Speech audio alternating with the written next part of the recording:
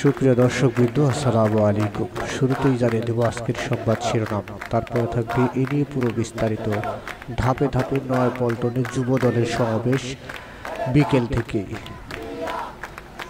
বিএনপির চেয়ারপারসন বেগম খালেদা জিয়ার সুচিকিৎসা সহ নিঃশর্ত মুক্তি, ভারপ্রাপ্ত চেয়ারম্যান তারেক রহমানের মিথ্যা মামলা প্রত্যাহার, যুবদলের সভাপতি সুলতান সালাউদ্দিন টুকু সহ সকল রাজমন্ত্রী মুক্তির দাবিতে সমাবেশ করছে যুবদল। বেলা 3:15টায় রাজধানী নয়াপল্টনে দলের কেন্দ্রীয় কার্যালয়ের সামনে এই সমাবেশ শুরু হয়। সমাবেশে প্রধান অতিথি হিসেবে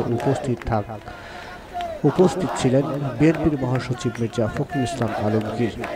এদিকে সমাবেশে অংশ নিতে ব্যানার, ফেস্টুন সহ খণ্ড খণ্ড মিছিল নিয়ে দুপুর থেকে দলটির হাজার হাজার নেতাকর্মী নয়াপল্টনে জড়ো হতে শুরু করেছে।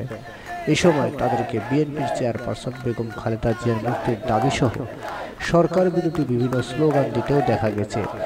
সময় বাড়ার সঙ্গে সঙ্গে নয়াপল্টন এবং এর আশেপাশে এলাকায় বিএনপির নেতাকর্মীদের উপস্থিতি সরগরম হয়ে উঠেছে। রাজধানীর বিভিন্ন ইউনিটের ছোট ছোট মিছিল আসছে, স্লোগানে স্লোগানে মুখরিত হয়ে উঠছে নয়াপল্টন।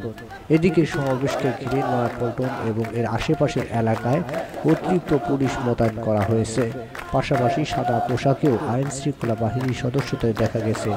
যে কোনো পরিস্থিতি মোকাবেলায় সতর্ক অবস্থানে রয়েছে পুলিশের আইন শৃঙ্খলা বাহিনী।